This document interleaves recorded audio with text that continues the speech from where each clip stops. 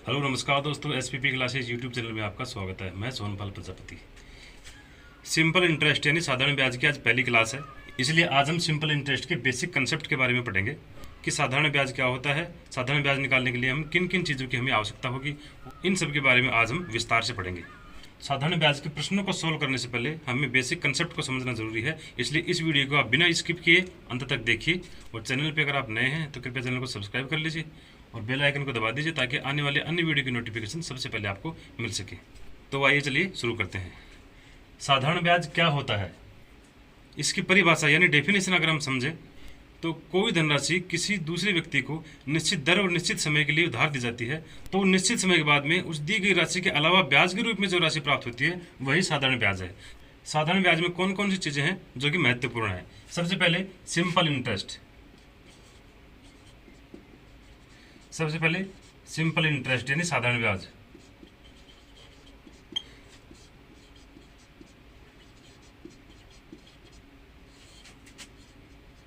साधारण ब्याज इसका शॉर्ट रूप है सिंपल इंटरेस्ट यानी SI, इसका शॉर्ट रूप है SI। साधारण ब्याज के प्रश्न सोल्व करते समय SI जब भी लिखेंगे तो इसका मतलब होगा सिंपल इंटरेस्ट, ठीक है। और सिंपल इंटरेस्ट की डेफिनेशन मैंने अभी आपको बता ही दिया, उसको याद रख लेना। दूसरी सबसे मुख्य चीज है जिसकी हमें आवश्यकता पड़ेगी वो है प्रिंसिपल। स्कूल या कॉलेज का प्रिंसिपल नहीं है, ये प्रिंसिपल है मूलधन। मूलधन का मतलब होता है वह धनराशि जो ब्याज प्राप्त करने के उद्देश्य से किसी दूसरे व्यक्ति को उधार में दी जाती है, उस धनराशि को कहते हैं मूलधन। इसका शॉर्ट फॉर्म में हम P से इंडिकेट करेंगे। तीसरी सबसे आवश्यक चीज है वह है रेट। जिस दर से रेट को लिखेंगे हिंदी में दर, यानी कितनी % दर से यह मूल धनराशि दूसरे व्यक्ति को उधार दी गई है, उस दर को बोलेंगे रेट यानी दर। इसको अंग्रेजी में हम इंडिकेट करेंगे R से, ठीक है। चौथी सबसे इंपॉर्टेंट चीज है वह है टाइम, समय। कितने समय के लिए वो धनराशि उधार दी गई है वो है समय। 1 साल के लिए, 2 साल के लिए, किसी महीने के लिए, 2 महीने के लिए, 4 महीने के लिए, वो है टाइम। टाइम को हम T से इंडिकेट करेंगे। इन तीनों चीजों के अलावा एक और चीज होती है जो इंपॉर्टेंट है, वो है अमाउंट।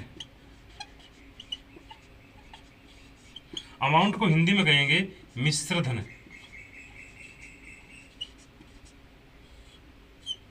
मिश्र धन का मतलब होता है जैसे मान लीजिए हमने किसी को 100 रुपये उधार में दे दिए, ठीक है, 1 साल के लिए या 1 महीने के लिए, 2 महीने के लिए। उसके बाद में 2 महीने बाद जैसे अपना 20 रुपये ब्याज का प्राप्त हुआ, ठीक है, तो अपने को वह व्यक्ति 100 रुपये तो देगा ही देगा अपने, उसके अलावा 20 रुपये ब्याज के देगा, तो टोटल हमें 120 रुपये वापस करेगा, ठीक है। ये 120 जो टोटल राशि है उसी को हम बोलेंगे मिश्र धन यानी मिला हुआ धन। मूलधन प्लस ब्याज दोनों को मिला करके मिश्र धन प्राप्त होता है, ठीक है। इसको अंग्रेजी में हम A से इंडिकेट करेंगे। इन चारों पांचों चीजों को आप चाहें तो अपनी डायरी में नोट कर सकते हैं, क्योंकि यही चीजें हैं जो साधारण ब्याज निकालने के लिए, साधारण ब्याज का अगर एक भी प्रश्न हम निकालेंगे तो इन सारी चीजों की हमें आवश्यकता पड़ती रहेगी। तो आप चाहें तो इनको नोट भी कर सकते हैं, ठीक है। अभी साधारण ब्याज के फॉर्मूले की बात करते हैं।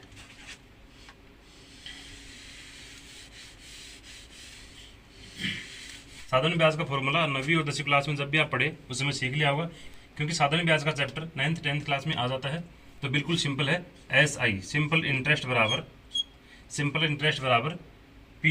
P का मतलब होता है प्रिंसिपल यानी मूलधन, P गुणा T गुणा R, ठीक है। SI बराबर P गुणा T गुणा R। P का मतलब प्रिंसिपल है यानी मूलधन है, T टाइम है, समय है, R का मतलब होता है रेट यानी दर, ठीक है, बटे में 100। ये एक फॉर्मूला है जो साधारण ब्याज निकालने के लिए हमें याद रखना है। SI का मतलब होता है सिंपल इंटरेस्ट, SI, ठीक है। PTR प्रिंसिपल टाइम रेट बटे में 100। अगर ये फॉर्मूला हमने याद कर लिया तो आप चाहे साधारण ब्याज निकालना हो, चाहे किसी में प्रिंसिपल निकालना हो, टाइम निकालना हो या रेट निकालना हो, कोई भी चीज़ हमें निकालने हो तो आप इस एक फॉर्मूले से उसको निकाल सकते हैं। जैसे सिंपल इंटरेस्ट का फॉर्मूला अपने याद कर ले PTR बटे 100, ठीक है। अभी आपको सवाल में सिंपल इंटरेस्ट आपको खुद दे दे, कभी कभी क्या रहता है एग्जाम में सिंपल इंटरेस्ट हमें बता देता है, ठीक है, टाइम भी बता देगा, रेट भी बता देगा, ठीक है। आपको बोलेगा कि प्रिंसिपल क्या है, इसमें मूलधन क्या है, तो मूलधन निकालने के लिए अलग से फॉर्मूला याद करने की आवश्यकता नहीं, इसी फॉर्मूले को हम प्रिंसिपल का फॉर्मूला बना सकते हैं। जैसे बराबर का निशान है, इसको देखिए एक बार, ठीक है। इस बराबर को जहां है वहां की वहां रख दो, ठीक है। अब जिस चीज को फॉर्मूला निकालना है उस चीज को एक साइड में रखिए, बाकी सारी चीजों को दूसरी तरफ रखिए। जैसे सिंपल इंटरेस्ट का फॉर्मूला था तो बराबर के निशान के लेफ्ट साइड में सिर्फ सिंपल इंटरेस्ट है, बाकी सारी चीजें राइट साइड में है, ठीक है।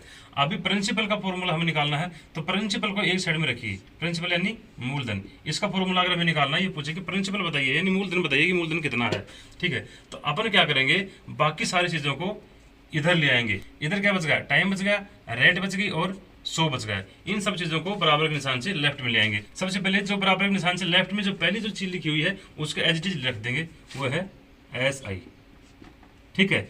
SI रख दिया। उसके बाद में इधर से जो चीज उठा के इधर लाएंगे, बराबर के निशान से राइट में जो चीजें हैं उनको अगर लेफ्ट में लेके आएंगे तो उनको पलट के लाएंगे। जो चीज नीचे है वो ऊपर और जो ऊपर है वो नीचे, ठीक है। तो सबसे पहले 100 बटा के 100 क्या है, बटा से नीचे है तो हम इसको ऊपर रख देंगे गुणा में 100, ठीक है। अब T और R ये दोनों चीजें ऊपर हैं तो हम इसको नीचे लिख देंगे, T गुणे R। ये बन गया प्रिंसिपल का फॉर्मूला, ठीक है। तो देखा कि प्रिंसिपल का ये फॉर्मूला हमें याद करने की आवश्यकता नहीं है, इसी फॉर्मूले से हम प्रिंसिपल का फॉर्मूला बना लेंगे, ठीक है। अभी आपको प्रिंसिपल भी दे दे, रेट भी दे दे और सिंपल इंटरेस्ट बता दे, तो आपको टाइम निकालना हो तो टाइम के लिए वही तरीका है। टाइम इधर लिख दीजिए, बराबर के निशान की जगह बराबर का निशान लिख दीजिए। ये फॉर्मूला अपने को याद ही है, ये फॉर्मूला अपने को याद ही है। तो अगर ये याद है तो सिंपल इंटरेस्ट की जगह सिंपल इंटरेस्ट, ये लेफ्ट में पहले से था इसको यहाँ रख देंगे, बाकी सारी चीज़ों को पलट के रख देंगे। तो सबसे पहले 100 को रख देंगे ऊपर, क्योंकि नीचे था 100 नीचे था तो ऊपर रख देंगे, बटे में T के अलावा बाकी कौन सी चीज़ें हैं जो लेफ्ट में लेके आनी है, P और R। तो ऊपर है दोनों, तो यहाँ P और R को नीचे रख देंगे। जो चीज़ ऊपर है उनको नीचे और जो चीज़ नीचे है उनको ऊपर।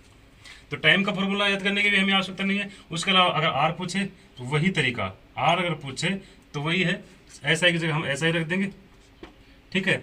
100 नीचे है तो इसको ऊपर रख देंगे, बटे में अभी राइट साइड से कौन कौन सी चीजें R के अलावा जो लेफ्ट में लेके आनी है, P और T बच गया, तो P गुणा T को हम नीचे लिख देंगे, क्योंकि ये ऊपर था इसलिए अगर लेफ्ट में लेके आए तो हम नीचे लिख देंगे। तो एक फॉर्मूला हमने याद किया, उसके अलावा P R T अगर कुछ भी हमें निकालना हो तो ये फॉर्मूले हमें तीनों याद करने की आवश्यकता नहीं, इसी फॉर्मूले से हम उनको बना सकते हैं। तो आशा करता हूं कि सिंपल इंटरेस्ट के बेसिक कंसेप्ट को आप अच्छे से समझ गए होंगे। अभी अगली वीडियो में हम साधारण ब्याज से जुड़े परीक्षा में पूछे गए महत्वपूर्ण सवाल को सोल्व करेंगे। ये वीडियो अगर आपको अच्छा लगा हो तो कृपया लाइक करें, कमेंट करें और चैनल को सब्सक्राइब करें। Thank you.